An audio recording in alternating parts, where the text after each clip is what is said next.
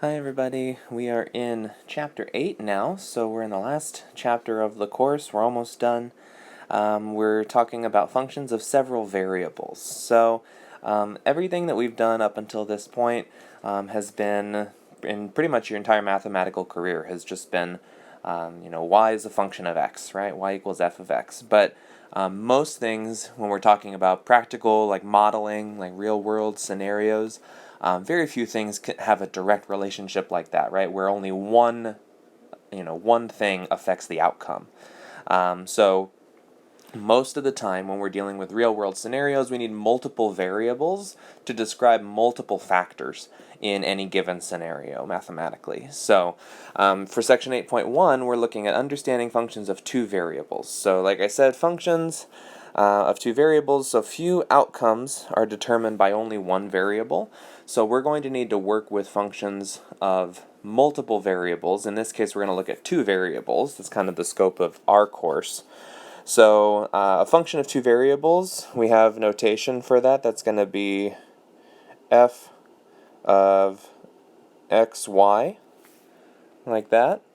So instead of just f of x, it's now f of x comma y. Okay, and the domain of these functions consists of ordered pairs x, y. Okay, so with a function of two variables, now we have two values as inputs, and then we get a third value as an output. Okay, so we're interpreting this as two inputs, one output. So let's look at this first example here. So give a formula for the function m equals f of bt, where m is the amount of money in a bank account t years after an initial investment of b dollars, if interest accrues at a rate of 5% per year compounded annually and continuously. So first things first, let's look at the situation and make sure we understand why it is important that both these variables have a presence here. So for the function f of bt, so m is the amount of money in a bank. So hopefully we can all see that the number of years you keep the money in the bank determines how much money you have, right? If I put an amount of money in and I leave it in for 1 year, it's going to get a little bit of interest, but if I leave it in there for 20 years, it's going to get a lot more interest, right? So time is a factor in how much money you have, and also it depends on how much you put in initially, right? If I put in $1,000 now and I wait 10 years, it's going to make some money, but if I put in, $1 million now and wait 10 years, it's going to make even more money. So these are two important factors in how much money a bank account has. Is how much did you put in to begin with, and how many years has it been in there, accruing at this interest rate.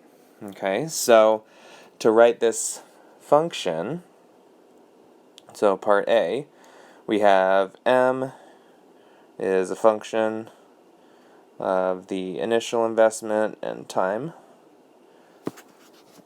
So if you remember the formula for exponential growth, right, for interest, if we have annual interest, so not continuous, that's going to be, right, we have initial, you don't have to write this, initial times, right, 1 plus r raised to the t, right, like that. So that would be our formula. So in this case, our initial amount is b, and our interest rate is 5%, so that's times 1.05 to the t power. So this is our formula that is dependent on two variables, two inputs, right? The initial amount and then the amount of time. Okay, and then for part B, our continuous growth, we have initial times e to the rt. So this is e to the 0.05t. And there we have it, another function in terms of our two input variables that gives us exponential growth, right? So growth over time. All right, let's look at another one. So a car rental company charges $40 per day and 15 cents a mile for its cars. Write a formula for the cost C of renting a car as a function of the number of days D and the number of miles driven M. So, first thing that we notice is that this is an appropriate relationship, right? So the cost depends on how many days you have the car and how many miles you drive the car, right? So for our formula, we have the cost is going to be $40 a day, so $40 times the number of days that you have it, and 15 cents a mile, so plus 0.15 times the number of miles that you drive the car. Okay, so this is our function of two variables. And now it's asking us find f of 5, 300 and interpret what that means. So c equals f of 5, 300. So when it comes to plugging in values, substituting in these numbers, it's just like regular functions that we're used to dealing with of one variable. We just plug them into the appropriate places, right, for the appropriate variables. So this is going to be 40 times d, and d is going to be 5, plus 0.15 times m. M in this case is 300. So that's going to be 200 plus 45. So that's 245. So now what does that mean? What does that tell us? That f of 5, 300 equals 245. Well, remember the input of 5 tells us days, the input of 300 tells us miles, and the output, the 245, tells us cost. So we can go ahead and put that into words, and we can say if we rent a car for 5 days and drive it 300 miles, it will cost $245. Okay, so both those inputs affecting that output value.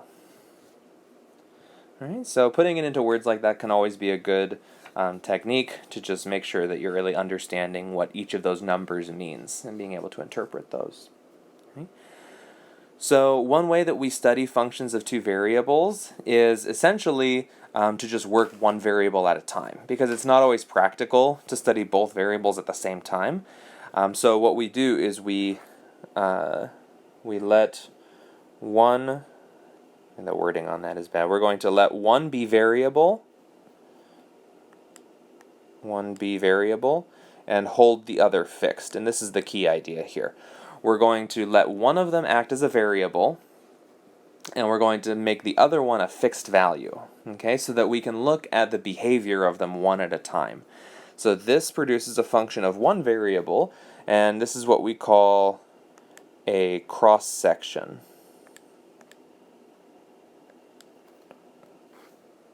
Okay, and this is a cross-section. So a cross-section allows us to look at a function of two variables, one variable at a time. And see, so like in the previous example, right? If I want to know, if I'm looking at different prices, different costs, and I'm saying, well, but how did the number of days affect it, and how did the miles affect it? Well, you could say, fix the number of days. Say, okay, well, I'm going to do 3 days, and now start playing around with the miles and see how the number of miles changes it. Or say, okay, I'm going to go 100 miles. Now, how many days I do, let that change and see how that affects it. So we're holding one variable fixed, and we're messing with the other one, basically. We're looking at how it changes the function values. So let's look at this example. So the concentration of a drug in the bloodstream is given by the function of x and t, which is t e to the negative t times 5 minus x, for x between 0 and 4, and t greater than or equal to 0, where x is the amount in milligrams of drug given in the injection, and t in hours is the time since the injection was given. explain the significance of these cross sections. So we have f of 4 comma t and f of x comma 1. So we've got our function here in terms of x and t, where x is the amount of drug given in the injection, and t is the time since the injection was given. Okay? So both of these play a role, right, in how much of the drug is left in the bloodstream, right? Because if they give you a 100 milligram dose, or I guess we're saying x is between 0 and 4 here. So if they give you a 2 milligram dose, right, that's going to have less in the bloodstream than if you gave them a 4 milligram dose. And if you check the levels after 2 minutes versus checking after 2 hours, the levels are going to be different, right, as opposed to when it just goes into after a little while, okay, after it's had time to diffuse into the bloodstream. So let's look at these things here. So f of 4 comma t. So in this case, we're holding x to be fixed, so we're saying let x be 4. So let the amount of drug given be 4 milligrams, and let's let t vary. So we'll let t change and see how the concentration changes over time. Okay, so let me type this here. So holding x fixed at 4 milligrams, we are looking at how the concentration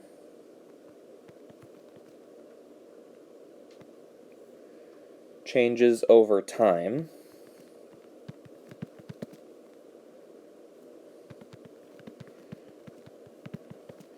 when the injection had 4 milligrams of the drug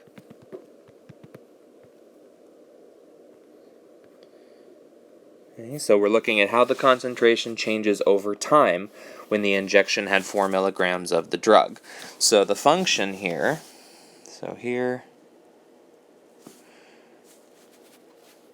f of 4 comma t equals, so if we look up here, if x is 4, then that just gives me a 1 up there, so this is just going to be t e to the negative t. So that would be the function. And if we were to graph this function here, if I look, here's time, here's the concentration, 1, 2, 3, 1, 2, 3, 4, etc. This function would look something like this. Okay, so it kind of would peak up here and then start declining, right, over time. So this is function of 4 comma t. Okay, so that's what that one would look like. Oops. And then for part B, f of x comma 1, so in this case, we're holding time fixed. Okay, so we're letting time be one specific value, and we're seeing how the concentration changes as x changes, so as the amount of drug in the injection is changed. So, holding t fixed at 1 means we are looking at the concentration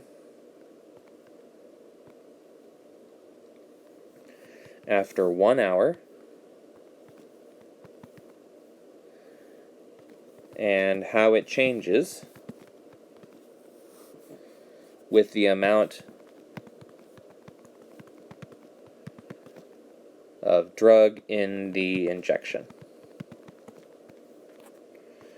Okay, so this allows us to look at, after 1 hour, a fixed amount of time, what is happening with our concentration based on how much went into the injection in the first place. So here our function would be f of x comma 1. Okay, so plug in t is 1, and we're going to get just e to the x minus 5. Is what we get there, which is just a standard exponential function. So if we have our 1, 2, 3, 4, we have x this time, and c, just a standard exponential function there. So this is f of x comma 1. Alright, so see we get different functions depending on which variable we're looking at. So these are each different cross sections of this function, and it gives us two different ideas about what happens as we change one variable or another. So the first one, again, this one told us that if we keep if we keep the injection amount fixed, the concentration will increase over time, and then it'll drop again as time goes by. But then in this part B, we said if we fix the amount of time, so just looking only after 1 hour, as the concentration increases, as the amount in the injection increases, the concentration increases as well. Right, which would hopefully make sense, right? If you put more in the injection, there's going to be more in the blood. So, all right. Let's look at this one down here. So graph the cross sections of f of x comma t for x equals 1, 2, 3, and 4 on the same axes, and describe what the changes in the graph mean. So we're talking about this graph up here. Same one, so same function. So we have f of, and we're looking at f of 1t, f of 2t, f of 3t, and f of 4t. Okay, and we already graphed one of those up here, but let me just show you guys what these would actually look like. So, get a little bit of scale here, 2, 3, 4. So we're going to have something like this. Let me use some different colors here.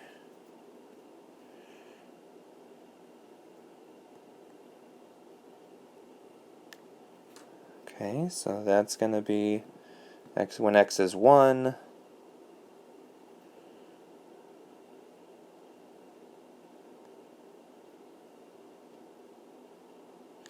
When x is 2.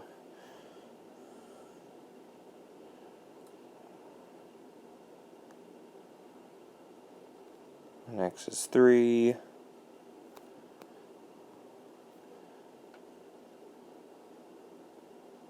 And when x is 4.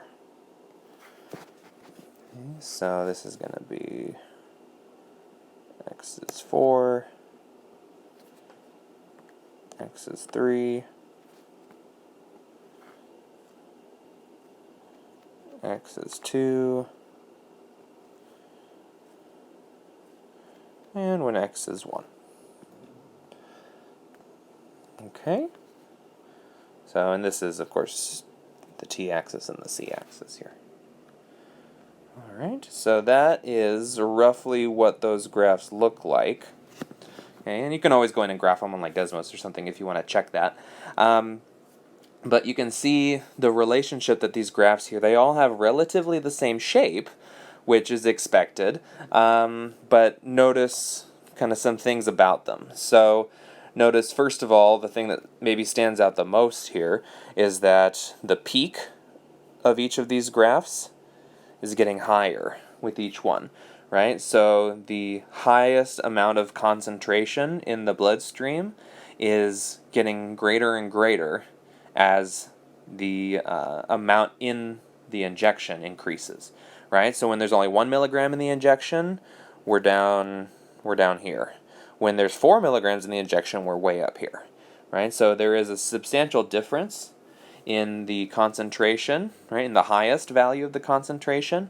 And then also look at this end over here. You can see that, this top concentration, even after all this time has passed, it's still almost as high as the highest value for the first one, right? It's very, very close. So over time, it actually takes a lot longer for that higher concentration to actually dilute in the bloodstream or diffuse into the bloodstream. Okay, so it has kind of a twofold effect. When you increase the amount in the injection, you're raising the concentration in the bloodstream, and you're increasing the amount of time that it takes for that drug to diffuse, okay, for that concentration to lower. So let's go ahead and put that into words. So the larger the dose, the higher the concentration in the bloodstream,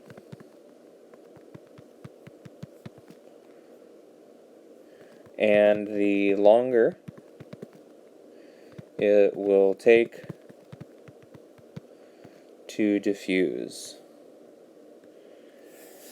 Okay, which hopefully, if you're thinking about just this problem, hopefully that just intuitively makes sense, right? If you think about just medicine, if I give you a higher dose of something, there's going to be more of it in your bloodstream, and it's going to take longer for it to leave your bloodstream, right? But this is just mathematically establishing that and kind of looking at something that we can understand more conceptually. So, all right, so that's the end of section 8.1, just our introduction to functions of two variables. When we come back for the next section, we're going to start looking at more visualizations of these functions of two variables. So I'll see you back for that one.